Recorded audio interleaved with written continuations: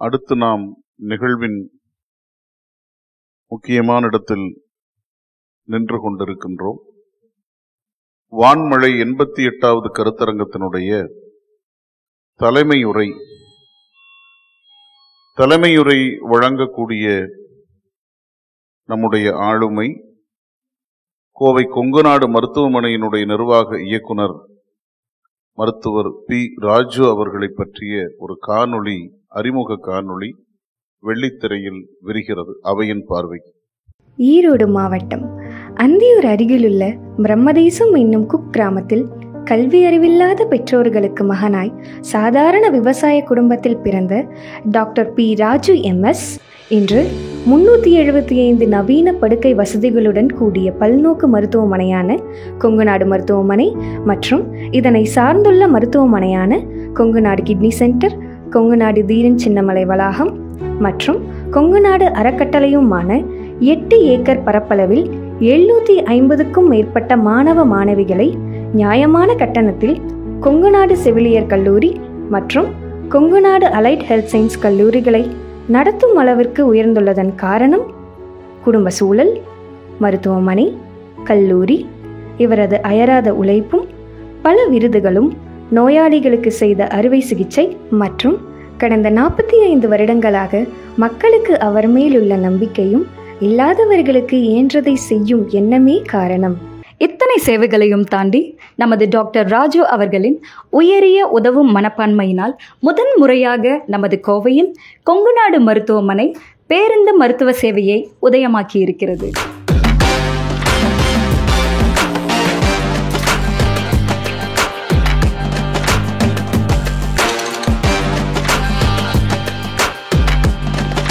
பொதுவாக கிராமங்களில் தங்கள் வீட்டிலுள்ள வயதானவர்களையும் குழந்தைகளையும் நகரில் உள்ள அல்லது தொலைதூரத்தில் உள்ள மருத்துவமனைக்கு அழைத்து வருவதில் செலவு பிரச்சனை, நகருக்கு வருவதற்கு வாகன பிரச்சனை என பல சிரமங்கள் உள்ளன. அதிலும் இன்றைய காலகட்டங்களில் கணவன் மனைவி என இருவரும் வேலைக்கு செல்வதால் வீட்டிலுள்ள முதியவர்களை மருத்துவமனைக்கு அழைத்து செல்ல முடியாத நிலை உள்ளது. இதனால் உரிய காலத்தில் சிகிச்சை பெறாமல் வியாதி பெரிதாகி பெரிய பாதிப்புக்கு நோயாளியும் அவரது குடும்பமும் ஆளாகின்றனர். பொதுவாக கிராமங்களில் சுமார் 75% பேருக்கு இரத்த பரிசோதனை, எக்ஸ்ரே, எக்கோ, ECG இது போன்ற பரிசோதனைகளிலேயே கண்டுபிடிக்கின்ற வியாதிகள் தான் உள்ளன. மிக குறைந்த பேருக்குத்தான் நிறைய பரிசோதனைகள் தேவைப்படுகின்றது.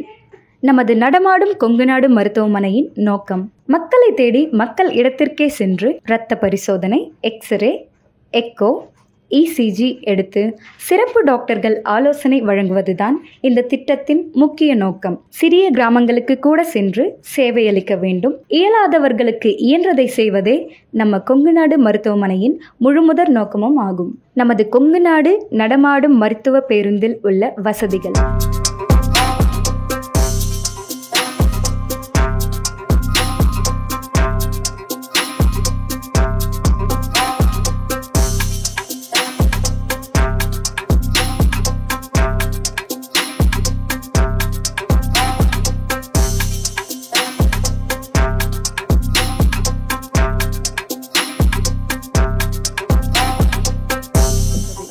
இத்தனை வசதிகளுடன் கூடிய இந்த நற்பணியை அனைவரும் நல்ல முறையில் பயன்படுத்திக் கொள்ளுமாறு அன்புடன் கேட்டுக்கொள்கிறோம்.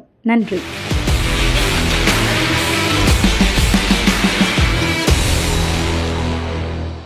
இது மட்டுமல்ல, இந்த மாமனிதருடைய கைப்பட்டு உடல் நலம் பெற்றவர்கள் நம்மிடையே ஏராளம்.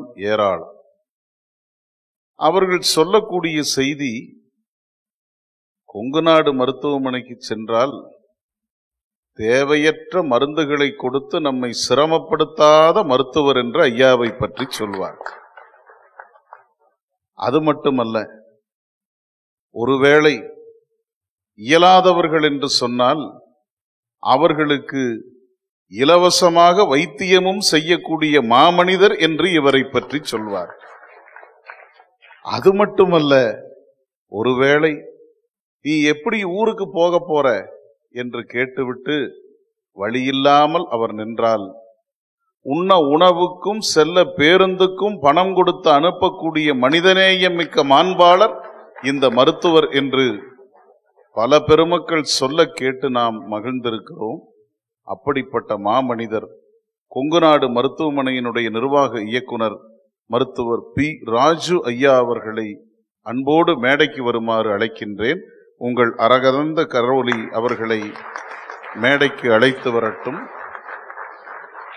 இந்த மாமனிதருக்கு சிறப்பு செய்வதற்காக நம்முடைய இயக்குனர் பெருமக்கள் உமாபதி அவர்களையும், பிரபாத் பழனிசாமி ஐயா அவர்களையும், கேத்தனூர் பழனிசாமி ஐயா அவர்களையும், எம்டெக் மகேஸ்வரன் அவர்களையும் அன்போடு அழைக்கின்றோம்.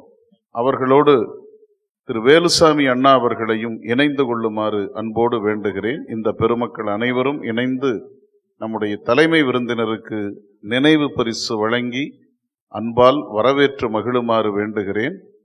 அதோடு நம்முடைய வலுத்த கரவொலியும் இணைந்து அந்த மாமனிதரை வரவேற்று போற்றுவோமாக.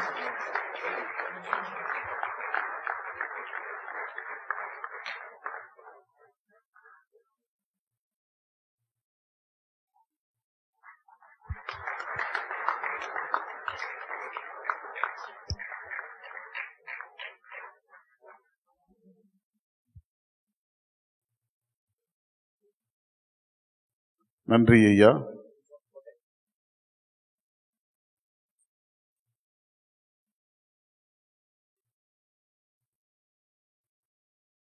இப்பொழுது மருத்துவருடைய தலைமை உரை. எல்லோருக்கும் இனிய மாலை வணக்கம். இந்த சிறப்புமிகு விழாவில் என்னை தலைமை விருந்தினராக அழைத்து சிறப்பித்தமைக்கு நமது வனம் ஃபவுண்டேஷன் அத்தனை நல்ல உள்ளங்களுக்கு என்னுடைய நன்றியை முதலில் உரித்தாக்குகிறேன். இந்த விழாவில் சிறப்பு விருந்தினராக கலந்து கொள்ள வந்திருக்கும் நமது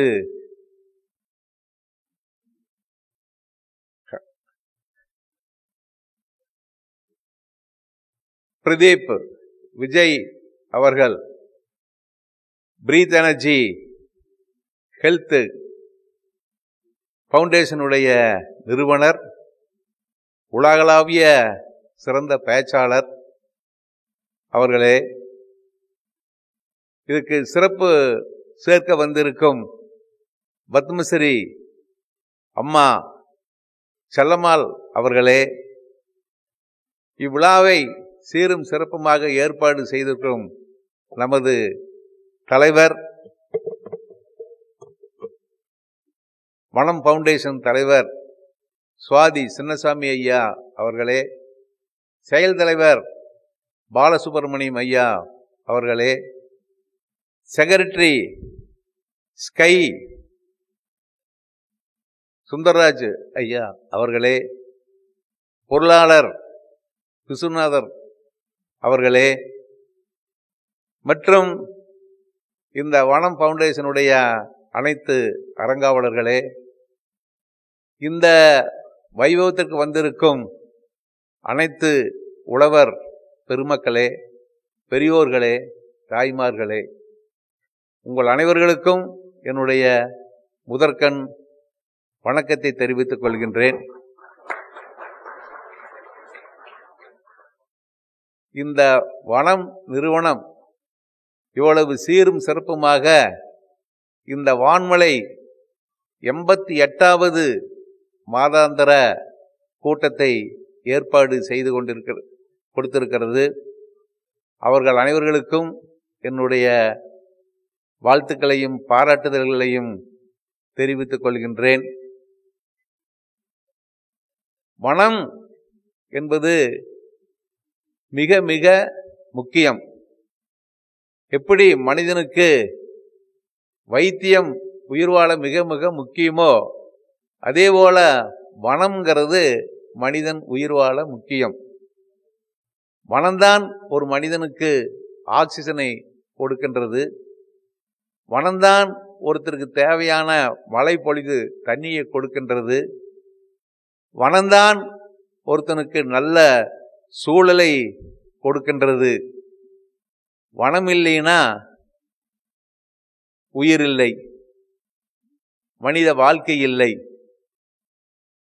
அந்த சிறப்புமிக்க வனம் இப்பொழுது என்ன நிலையில் இருக்கிறது? எல்லா பக்கமும் வனம் அழிந்து அதுக்கு வர வீடு ஆகிக் கொண்டிருக்கின்றது. அதனால மக்கள் ஒரு மாசு சூழல்ல வாழும் நிலை ஏற்படுகின்றது. அதனால பல வியாதிகள் ஏற்படுகின்றது. வனத்தினுடைய அருமை இப்பொழுது தெரியாது. இன்னும் கொஞ்ச நாள் போக போக இந்த உலகத்தினுடைய வெப்பம் அதிகமாகத்தான் வனத்தினுடைய அருமை புரியும். வனம் இருந்தால்தான் உலகத்தினுடைய வெப்பம் குறையும். சுற்றுப்புற சூழல் மாசு இல்லாம இருக்கும். அது விழிப்புணர்வு ஏற்படுத்தியே ஆக வேண்டும் மக்களிடையே. ஒவ்வொரு மக்களும் ஒவ்வொரு மனிதனும் வாழ்க்கையில ஒரு மரத்தையாவது நட்டு அதை பாதுகாக்க வேண்டும். மரம் 1000 காலத்து பயிர், மனிதன் மீறி போன 100 காலத்து பயிர். 100 காலத்துக்கு பின்னால மனிதன் இல்லை. ஆனால் மரம் 1000 காலம் இருக்கும். இதை அனைவர்களும் உணர்ந்து ஏதாவது ஒரு நாளில், பிறந்த நாளோ ஏதாவது ஒரு நாளில் ஒவ்வொருவரும் ஒரு மரம் நட்டு அதை வளர்த்தால் உண்மையிலேயே உலகம் சுபிட்சம் பெறும். அந்த விதத்தில் வனம் ஃபவுண்டேஷன் பல்லடத்தில் ஒரு வனத்தை ஏற்படுத்தி இருக்கிறது. இது பெரிய மாபெரும் சேவை. இதே மாதிரி வனம் ஒவ்வொரு ஊரிலும், ஒவ்வொரு கிராமத்திலும், ஒவ்வொரு வீதியிலும் எல்லா பக்கம் ஏற்படுத்த வேண்டும். இது இந்த ஆர்வம் எல்லாத்துக்கும் வர வேண்டும். வந்தால்தான் உலகம் சுபிட்சமாகும். இல்லை என்றால் உலகம் பெரிய விபத்துக்களை சந்திக்க வேண்டியது இருக்கும். அந்த விதத்தில் வனம் ஃபவுண்டேஷன் செய்திருக்கின்ற சேவை மாபெரும் சேவை. இது மேலும் மேலும் தொடர வேண்டும். இது மக்களுக்கு, மற்றவர்களுக்கு ஒரு விழிப்புணர்வு ஆக இருக்க வேண்டும் என்று நான் வாழ்த்துகின்றேன், பாராட்டுகின்றேன், வேண்டுகின்றேன். என்னை இந்த வைபவ விழாவிற்கு தலைமை விருந்தினராக அழைத்ததுக்கு உண்மையிலேயே நான் மிகவும் மகிழ்ச்சி அடைகின்றேன். என்னுடைய வாழ்நாளிலேயே இது ஒரு மிகவும் முக்கியமான நாளாக இருக்கும். இந்த பெருமை எப்படி கிடைத்தது என்று யோசனை பண்ணி பார்க்கின்றேன். அதுக்கு சில காரணிகள்.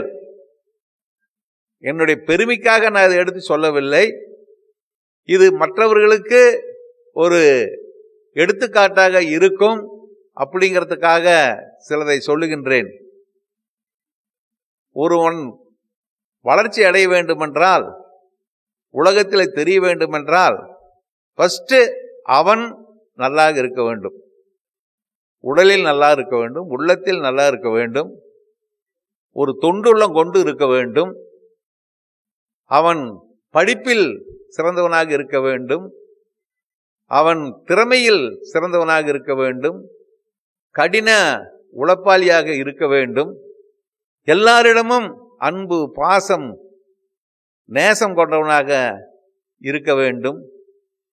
அப்படி இருந்தால் நிச்சயமாக வாழ்க்கையிலே வெற்றி பெற முடியும்.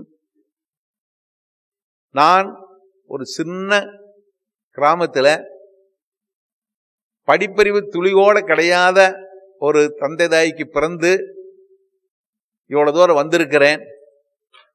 படிச்சது ஒரு எலிமெண்டரி ஸ்கூல், எங்கள் ஊரில் எலிமெண்டரி ஸ்கூல் வரைக்கும் தான் இருக்கும், 6வது வரைக்கும். 5வது வரைக்கும் அங்கே படிச்சுட்டு 6வதுலேருந்து ஹை ஸ்கூலில் அந்தியூர் 5 கிலோமீட்டர் நடந்து சென்று படிக்க வேண்டும். எந்த வசதியும் கிடையாது, காலில் செருப்பு கூட கிடையாது. அப்படி நடந்து சென்று படித்தேன். ஒவ்வொரு வகுப்பிலேயும் முதல் மாணவனாக தேர்ச்சி பெற்றேன். இதற்கு நம்ம அம்மா அப்பாலாம் தூண்டுதல் கிடையாது, அவங்களுக்கு படிப்பறிவே கிடையாது. நாமளே தான் படிக்க வேணும். இந்த காலத்து குழந்தைகளுக்கு மாற அப்பா அம்மா சொல்லி கொடுக்கறதுக்கு நம்மளுக்கு அந்த காலத்தில் கிடையாது. அந்த காலத்தில் டியூஷன் கிடையாது. வீட்லேயும் வேலை செஞ்சாக வேணும், செஞ்சுட்டு போய் தான் படிக்க வேணும். காலையில் எழுந்தவுடன் எங்கள் அம்மா ஒரு சிறிய நெல் வியாபாரம் பண்ணிட்டு இருந்தாங்க.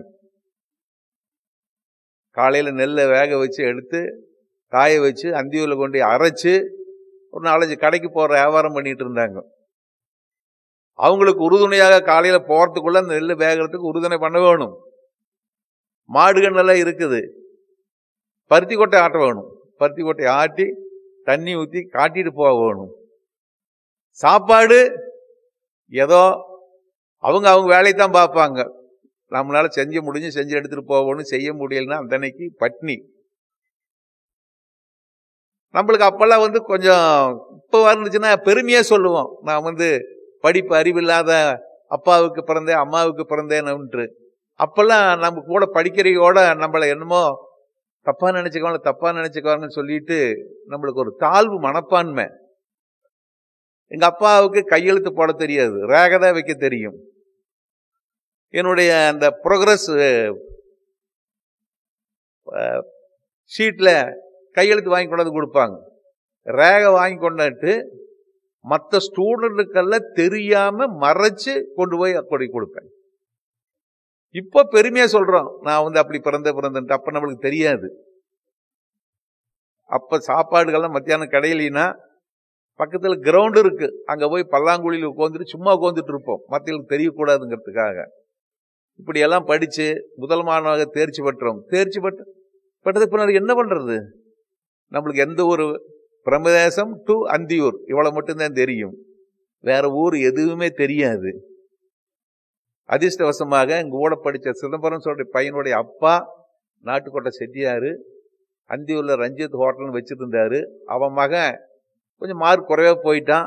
அவனையும் திருச்சியில சேர்த்துறதுக்கு பிசப் கீபர் காலேஜில் சேர்த்துறதுக்கு புறப்பட்டு இருந்தார். எங்க அம்மா போய் எங்க மகனையும் கொஞ்சம் கூட்டிட்டு போங்க திருச்சியில சேர்த்துக்கினாங்க. நான் சிலதலையெல்லாம் எப்பவுமே ஒரு விடாப்பிடியாத்தான் இருப்பேன். நான் சொன்னது படிச்சா சென்ட் ஜோசப் காலேஜில் தான் படிப்பேன், திருச்சியில சேர்ந்தா MBBS தான் சேருவேன், மற்றதெல்லாம் எதுவும் போக மாட்டேன். அந்த காலத்துல ஒவ்வொரு ஊர்லயும் பெரிய ஊர்ல மட்டும்தான் 2-3 காலேஜ் தான் இருக்கு. இப்ப இருக்கிற மாதிரி எல்லாம் சின்ன சின்ன ஊர்ல எல்லாம் காலேஜ் கிடையாது. அப்ப தமிழ்நாட்டிலேயே 2 காலேஜ் தான் ஃபேமஸ். மெட்ராஸ்ல லயோலா காலேஜ், திருச்சியில சென்ட் ஜோசப் காலேஜ்.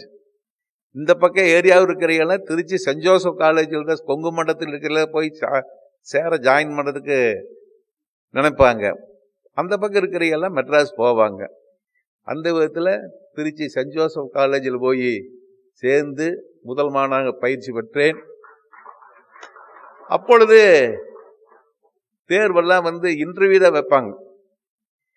அதுக்கு இன்டர்வியூ செலக்ஷன் கமிட்டியில் இருந்தவர் நமது ரிட்டையர்டு ஜட்ஜு பழனிசாமி கவுண்டர் அவர்கள். எங்க மாமா, அவருக்கு தெரிஞ்ச செங்கோட்டு வேலவன் சொல்லி ஒரு ஈரோடு பஞ்சாயத்து யூனியன் சேர்மனை பிடிச்சி எங்க பையனுக்கு கொஞ்சம் ஹெல்ப் பண்ணி கொடுங்க. மார்க் எல்லாமே அப்பெல்லாம் அந்த கிரேடு தான், எல்லாம் D+, வாங்கினதுனால கிடைக்கும். இருந்தாலும் சொன்னாங்க. அவரு செலக்ஷன் கமிட்டி இருந்தாரு.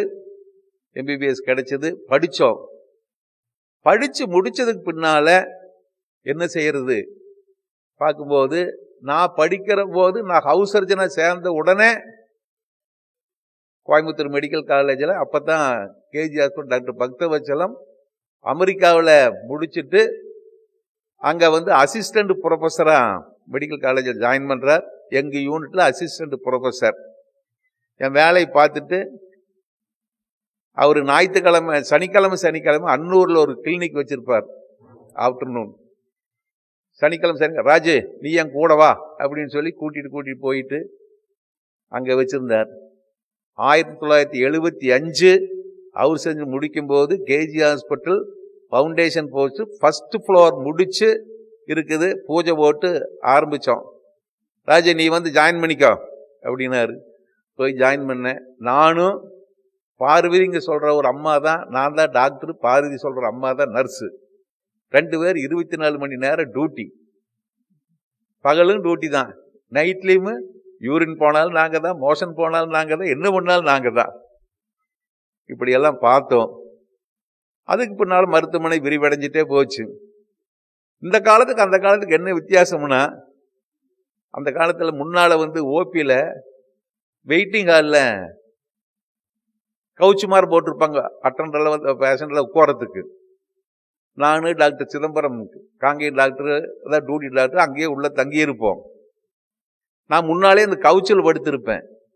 எங்களுக்கு ஒரு ரூம் கொடுத்துருந்தாங்க.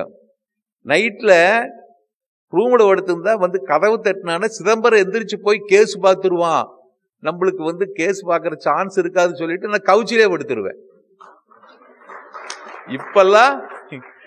இப்பெல்லாம் என்ன சொல்றாங்க, சார் எத்தனை மணி நேரம் டியூட்டி சார், லீவெல்லாம் எவ்வளோ சார், சம்பளமெல்லாம் எப்படி சார் அப்படிங்கிற காலம் இருக்குது. அப்போ நான் சம்பளத்தையும் கேட்டதில்லை, எதையும் கேட்டதில்லை, பார்த்ததும் இல்லை. உழையுழைன்னு உழைச்சோம். ஆனால் அவரை வந்து பக்தவச்சலம் சொல்லக்கூடாது. என்னுடைய அப்பா அம்மா இல்லாத குறைய அவர் போக்குனாரு. அவர் வீட்லேயே தான் சாப்பிடுவேன். 3 நேரம் அவர் வீட்லேயே தான் சாப்பிடுவேன். அவங்க வீட்லேயே தான் என்னை வச்சுருந்தாங்க. 24 மணி நேரம் அங்கேயே தான் உழைச்சிட்டே இருந்தேன். இப்படியெல்லாம் படிக்கும்போது அது ஒரு முக்கியமான வாழ்க்கையில் டேர்னிங் பாயிண்ட் கொடுத்தது அவரு. அடுத்த டேர்னிங் பாயிண்ட் கொடுத்தது டாக்டர் ராமன் குட்டி, ப்ரொஃபஸர், மெடிக்கல் காலேஜில் சர்ஜரி ப்ரொஃபஸர். 1980 வந்துட்டு, ராஜே நீ சர்ஜரி டெக்னீஷியன் இருந்தால் பத்தாது, சர்ஜன் ஆக வேணும், வா உனக்கு எம்எஸ் கொடுத்து யூனிட்ல போட்டு நீ சர்ஜன் ஆக்குறேன்னு சொல்லி எனக்கு எம்எஸ் கொடுத்து சர்ஜன் ஆக்குனாரு. ஆனதுக்கு பின்னால 4-5 வருஷம் இஎஸ்ஐயில் இருந்தேன். அப்போ கேஜி ஹாஸ்பிட்டல் இருக்கும்போது டாக்டர் கிறிஸ்டி கணபதி அவர்கள், அவங்களுக்கு ஹாஸ்பிட்டல் கிடையாது, கேஸ் எக்கச்சக்கமாக வரும், பகல் பூரா ஓபி வைப்பாங்க, நைட்டு 9 மணிக்கு ஓபி முடிச்சுட்டு வருவாங்க, ஆப்ரேஷன் பண்ண ஆரம்பிப்போம். அவங்க ஆப்ரேஷன் வந்து 9 மணிலிருந்து நைட்டு 2 மணி வரைக்கும் நடக்கும். 2 மணிக்கு அவங்க முடிச்சு போன பிறகு எங்கள் டாக்டர் வந்து 5 மணிக்கு கேஸ் ஆரம்பிச்சிருவார். அந்த 2 மணி நேரம் தான் ஓய்வு. அவர் இன்னொரு டாக்டர் பேர் பி சிதம்பரம், அவரை வந்து பிசின்னு கூப்பிடுவாங்க. என்னை வந்து பி ராஜு, என்னை வந்து பேண்டராஜுன்னு கூப்பிடுவாங்க. ஒரு ஜோக்கு சொல்கிறேன். பேண்டராஜுன்னா நான் வந்து வேற உடைய கட்டுறதுக்கு டைம் இல்லை, போய் குளிச்சுட்டு பேண்ட் மாற்றிட்டு வர வேண்டிதான். வேற லுங்கி கட்டிட்டோ ரிலாக்ஸாகவோ இருக்கிறதுக்கோ வேஸ்ட் கட்டிட்டோ இருக்கிறதுக்கு டைம் எல்லாம் இல்லை, பண்ணிகிட்டே இருக்க வேண்டியதான். இப்படியெல்லாம் உழைச்சதுனால அந்த சர்ஜரி டெக்னிக்கு அத்தனையும் அக்குபடியாக ஆணிவடியாக கண்டுபிடிச்சோம். அதுக்கு பின்னால அவருடைய பேச்சு திறமை எனக்கு வந்துச்சு. நானே தனியாக ஆரம்பித்து 100 அடி ரோட்டில் சின்னதாக ஆரம்பித்து அப்புறம் இப்போ இருக்கிற ஹாஸ்பிட்டல் கட்டி படிப்படியாக வளர்ந்தோம். இதுக்கு காரணம் ஒன்று என்னுடைய படிப்பு, என்னுடைய ஸ்கில்லு, என்னுடைய திறமை. இது மட்டும் பத்தாது, நம்மளுக்கு உதவி செய்யறதுக்கு இவங்கெல்லாம் இருந்ததுனால தான் இவ்வளோ தூரம் வளர்ந்து முடிஞ்சது. அடுத்தது முன்னேற வேணும்னா அவங்களுடைய குடும்பம், அது ரொம்ப முக்கியம். குடும்பம் நல்லா இல்லைன்னா வாழ்க்கையில் விரக்தி வந்துடும், டிப்ரெஷன் வந்துடும். இது எதுக்கு போய் பண்ண வேணும், யாரும் மனைவி இப்படி இருக்கிறா, குழந்தை இப்படி இருக்குது, என்ன போவாப்பா அப்படின்ட்டு இருக்கும். அதிர்ஷ்டவசமாக எனக்கு அமைஞ்ச மனைவி உண்மையிலேயே எனக்கு பாதி அவங்க தான். அதாவது மனைவி அமைவதெல்லாம் கடவுள் கொடுத்த வரம்னு சொல்லுவாங்க. உண்மையிலேயே எனக்கு மனைவி அணைஞ்சது கடவுள் கொடுத்த வரம் தான். ஐயா ஒரு நிமிஷம், வேற ஒருத்தருக்கு மனைவியா இருந்துச்சுன்னா நான் ஒரு முறை எந்திரிச்சுன்னா உங்களுக்கு ஒரு பலத்த கரவொலி எழுப்பி எல்லாரும் உள்ள நன்றி. நான் இருந்ததுக்கு என்ன ஒரு எங்கேயாச்சும் சினிமா கூட்டிகிட்டு போகிறீங்களா? அப்போல்லாம் தேட்டரில் போய் சினிமா பார்க்க போகணும், டிவி எல்லாம் ஒன்றும் கிடையாது. கூட்டிகிட்டு போகிறீங்களா, கோயிலுக்கு கூட்டிகிட்டு போகிறீங்களா, உனக்கு கட்டி என்ன பிரயோஜனம் சொல்லிட்டு அவங்க அம்மா அப்பா வீட்டுக்கு போயிருப்பாங்க. பட்டு எங்கூடவே இருந்து ஒரு நாள் கூட அவங்க அம்மா வீட்டுக்கு அப்பா வீட்டுக்கு போனதில்லை. பிரசவத்துக்கு போய் கூட அவங்க வீட்டிலிருந்து சாப்பாடு அனுப்பிச்சு வைப்பாங்க. எனக்கு 2 குழந்தைகள், கார்த்தி சங்கீதான்ட்டு. அவங்க 2 பேரும் நான் வளர்த்துல. நான் மாதிரி காலையிலேருந்து ஹாஸ்பிட்டலுக்கு போகிறது, கேஸ் பண்ணுறது, நைட்டு வர்றது, 2 மணி நேரம் தூங்குறது. நான் எந்திரிக்கும் போது குழந்தைங்க ஸ்கூலுக்கு போயிடும். குழந்தை இருக்கும்போது நான் ஹாஸ்பிட்டல் இருப்பேன். எல்லாம் அவங்க அம்மா தான் வளர்த்துனாங்க. அப்படி ஒரு மனைவி அமையலைன்னா என்னுடைய வளர்ச்சி இவளுக்கு வந்திருக்காது. அதுக்கு அடுத்தது குழந்தைகள் ரொம்ப முக்கியம். குழந்தை மட்டும் நல்ல குழந்தைய அமையலைன்னா பெரிய விஷயமாயி போயிடும். ஒரு இன்ட்ரெஸ்ட் இருக்காது, விரக்தி ஆகி போயிடுவோம். பையன் என்னமோ அவன் அப்படி இருக்கிறா, அவனை நம்பி எப்படின்னு ஒரு ஆஸ்பத்திரி கட்டுறது, பெரிய ஆஸ்பத்திரி கட்டுறது, அவங்க நம்மளுக்கு பின்னால் நடத்துவானா நடத்த மாட்டானா அப்படின்ட்டு எண்ணம் இருக்கும். ஆனால் எனக்கு அமைஞ்ச ஆண்டவன் வர கார்த்தின்னு சொல்ற ஒரு என்ன சொல்றது ஒரு அருமையான ஒரு பையனை ஆண்டவனுக்கு மருத்துவர் கார்த்தி எழுந்து நிற்கவும்.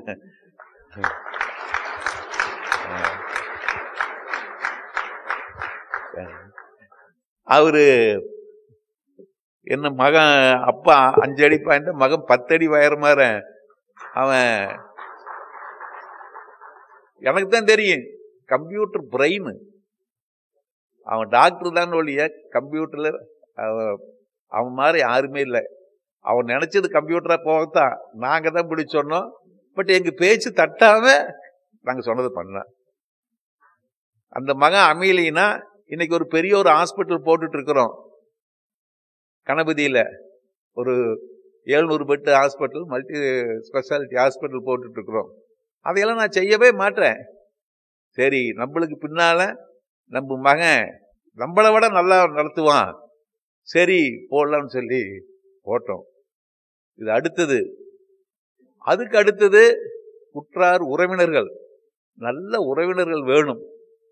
ஏன்னா நம்மளுக்கு கஷ்டம் வரும்போது உறவினர்கள் தான் வந்து உதவி பண்ணுவாங்க, உறவினர்கள் தான் சப்போர்ட்டா இருப்பாங்க. அந்த விதத்துல எனக்கு கிடைச்ச உறவினர்கள் எல்லாருமே என்னுடைய சிஸ்டருடைய பையங்க 2 பேரு, டாக்டர் செந்தில், சிவகுமார் இன்ஜினியர், 2 பேருமே எங்க ஹாஸ்பிட்டல் தான். அவங்களுமே நல்ல உழைப்பாளிகள். அவங்க நேரங்காலம் பார்க்காத உழைக்கிறாங்க. அது எனக்கு கிடைச்ச பெரிய ஒரு அதிர்ஷ்டம். அடுத்தது என்னுடைய கார்த்திகனுடைய மனைவி, அவங்களும் கிடைச்சது அதிர்ஷ்டம். அவங்களும் காலேஜ் எல்லாம் பார்த்துட்டு இருக்கிறாங்க. எங்களுடைய சம்பந்தி, அவரு எல்லாருக்கும் தெரியும், விஸ்வநாதன் சொல்லி கன்ஸ்ட்ரக்ஷன் பெரிய கம்பெனி வச்சிருக்கிறாரு. இவங்கெல்லாம் அமைஞ்சது எனக்கு பெரிய ஒரு உறுதுணையா இருந்துச்சு. அதுக்கு அடுத்தது நண்பர்கள் ரொம்ப ரொம்ப முக்கியம். நம்மளுக்கு நல்ல நண்பர்கள் அமைஞ்சிச்சுன்னா அது பெரிய ஒரு ஹெல்ப்ஃபுல்லா இருக்கும். அந்த விதத்துல இந்த ஏரியாவில் எனக்கு கடவுள் கொடுத்த ஒரு பெரிய நட்பு. அவரு அன்பா சொல்லுவோம், வேலு வேலுன்ட்டு, பல்லடம் வேலுசாமி ஐயா அவர்கள். அவர் என் மேல உயிரியே வச்சிருக்கிறவர். எது எடுத்தாலும் நல்ல எங்களுக்கு ஏதோ செய்யணும் ஏதோ செய்யணும்னு சொல்லிட்டே நினைச்சிட்டே இருப்பார். இந்த பக்கம் சில இடமெல்லாம் வாங்கணும், அவரு தான் வாங்கி கொடுத்தாரு. அவருடைய ஆசை ஒண்ணு மட்டும் என்னால் நிறைவேற்ற முடியல. எப்படியோ ஒரு ஹாஸ்பிட்டல் இந்த திருச்சி ரோட்ல போட வேணும் அப்படின்ட்டு நினைச்சிட்டு இருந்தாரு. அந்த ஆசை மட்டும் தெரியல, அது வந்து கணபதிக்கு போயிடுச்சு. அது ஒண்ணுதான். இப்படி பல ஊர்ல பல நண்பர்கள் இருக்கிறார்கள். இவங்க எல்லாம் சேர்ந்ததுனாலதான் நான் இவ்வளவு தூரம் உயர்ந்தேன ஒழிய நான் மட்டும் பெருசா உயர கிடையாது. இந்த மாதிரி ஒரு விருது வாங்கிறதுக்கு, பெருமை சேர்க்கறதுக்கு எல்லாமே எனக்கு பின்னால் இவர்கள் தான். இவர்கள் என்னை முன்னால நிறுத்தி இந்த பாராட்டுதலை பெற வச்சார்கள். அவர்கள் எல்லாரும் என்னுடைய உள்ளத்துல என்னுடைய ஆயுள் காலம் பூரா நிறைஞ்சு இருப்பவர்கள். இதோட இது மட்டும் இருந்தா பத்தாது, எல்லாத்துக்கும் ஒரு அதிர்ஷ்டம் தேவை. எல்லாம் இருந்து கொஞ்சம் அதிர்ஷ்டம் இல்லைன்னா சில சமயத்துல நாம நினைச்சது நடக்காது. அதுக்கு ஆண்டவன் அருள் தேவை. அந்த விதத்துல ஆண்டவன் அருளும் எனக்கு இருந்துச்சுன்னு நினைக்கிறேன். அவரும் எனக்கு இது மாதிரி எல்லாம் அதிர்ஷ்டம் கொடுத்தாரு நினைக்கிறேன். அதனாலதான் நான் இவ்வளவு தூரம் வந்தேன்.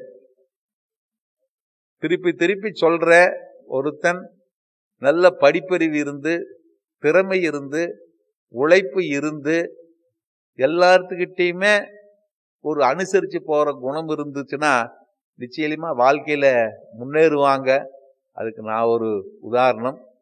என்னைய இந்த விழாவில் ஒரு தலைமை விருந்தினராக வரவழைத்து சிறப்பித்த நல்ல உள்ளங்கள் அத்தனை பேர்களுக்கும் என்னுடைய வாழ்த்துக்களையும் பாராட்டுதல்களையும் நன்றிகளையும் கூறி விடைபெறுகின்றேன். நன்றி, வணக்கம்.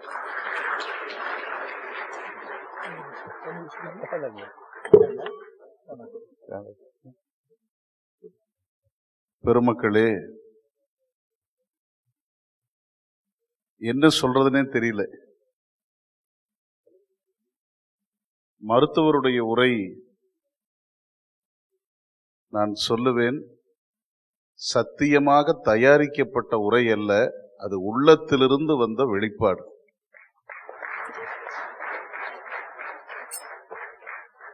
ஒரு 75 வருடத்துக்கு முன்னாடி, அவங்க வயசு 75, பிரம்மதேசத்துல, அந்தியூருக்கு பக்கத்துல பிரம்மதேசத்துல உழவர் பழனி கவுண்டரும் சங்கராயி அம்மாளும் நினைத்திருக்க மாட்டார்கள், நாம் பெற்றெடுத்த பிள்ளை இது போன்ற பல்லாயிரக்கணக்கான மக்களுக்கு மறுவாழ்வு அளிப்பார் என்று. அப்படி அற்புதமான தவப்புதல்வராக வந்து அவங்க பேசுனதை தயவு செய்து எல்லாரும் மனசுல நிறுத்துங்க. நமக்கு நெகிழ்ச்சியாக இருக்கிறது, வியப்பாக இருக்கிறது. நாங்கள் எல்லாம் மேடைக்கு சென்றால் பொதுவாக ஒரு குறிப்பு வைத்துக் கொண்டு பெருமக்களுடைய பெயரை வாசிப்பது வழக்கம். தலைவர், செயல் தலைவர், செயலாளர், பொருளாளர், உடன் பேசக்கூடிய உரையாளர், இதையெல்லாம் நாம் ஒரு குறிப்பு வைத்துக் கொண்டு பேசுவதே சிரமமாக இருக்கக்கூடிய காலத்தில் அவர் பார்க்கக்கூடிய மருத்துவம், அவருடைய நோயாளிகள், அவர்களுக்கு கொடுக்க வேண்டிய மருத்துவம், இதர பணிகள், இன்னும் எத்தனை எத்தனை அவருக்கு இருக்கிறது. அத்தனையும் தாண்டி நம்முடைய நிர்வாகிகள் அத்தனை பேருடைய பெயரையும் பிழையில்லாமல் மனப்பாடம் செய்து உச்சரித்த அந்த பாங்குதான் அவருடைய முன்னேற்றத்திற்கு ஒரு பெரிய காரணமாக அமைந்திருக்கு. எதுக்கு இது தேவை? இங்க வந்த உடனே ஒரு தாள்ல எழுதி கொடுங்கன்னு கேட்டு பேசிட முடியும். ஆனால் அவங்க சொன்னாங்க, நான் என்னைய சொல்றேன்னு பெருமைப்படலின்னு. உண்மை என்னவென்றால், அவர் தன்னை முன்னிலைப்படுத்தி ஒரு வாழும் சாட்சியாக நமக்கு பேசியிருக்கிறார். ஒரு வாழும் சாட்சி. நாங்கள் ஐயா பேச பேச மருத்துவர் கார்த்தியை 3 முறை தொடர்பு கொண்டோம். அவங்க அப்பா அம்மா பேர் என்ன, அவங்களுக்கு வயசு என்ன, இந்த விவரங்களை எல்லாம் நாங்கள் உடனுக்குடன் சேகரித்து எப்படியேனும் அந்த பெருமையை இந்த அவைக்கு சொல்ல வேண்டும் என்கிற வேட்கையிலே மருத்துவர் கார்த்தி அவர்களையும் நாங்கள் கேட்டோம். ஆனா அதுக்கெல்லாம் இடம் கொடுக்காம பெற்றோரை, பிறந்த ஊரை, உற்ற குடும்பத்தை, உற்றார் உறவினரை, உற்ற நண்பர்களை, உரிய முறையில் நமக்கு தொழில் கற்றுக் கொடுத்தோரை, ஆசிரிய பெருமக்களை, நண்பர்களை, இந்த சமூகத்தை, இந்த உலகத்தை, இதோட நிறுத்தி இருந்தா எனக்கெல்லாம் கொஞ்சம் குறை இருந்திருக்கும். எல்லாவற்றிற்கும் மேலாக இறைவனையும் நினைத்து தன்னுடைய உரையை மிக அற்புதமாக நிறைவு செய்திருக்கிற இந்த மனிதனுக்கு நாம் அனைவரும் ஒரு நொடி எழுந்து நின்று கரவொலி எழுப்பி அந்த பெருமகனாருடைய சிறப்பை போற்ற வேண்டும் என்று அன்போடு வேண்டுகிறேன்.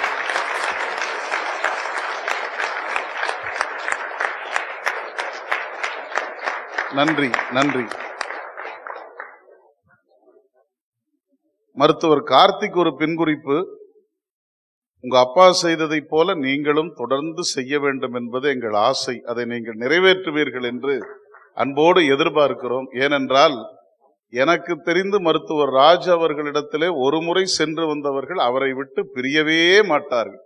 ஒன்று நோயும் குணமாகி இருக்கும், மனமும் மகிழ்ச்சியாக இருக்கும். அப்படிப்பட்ட ஒரு மனிதருடைய வருகையும் தலைமையும் இன்றைய நிகழ்ச்சியை மேன்மையுறச் செய்திருக்கிறது.